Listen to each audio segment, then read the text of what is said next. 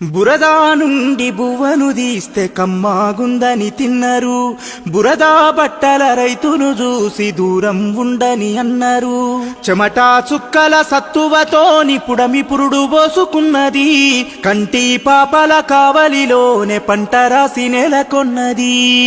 వందనాలు రైతన్నా నీకు వందనాలన్నా, నీ రెక్కాడకుంటే బుక్కెడు బువ్వే లేదన్నా. వందనాలు రైతన్నా నీకు వందనాలన్నా, నీ రెక్కాడకుంటే బుక్కెడు బువ్వే లేదన్నా.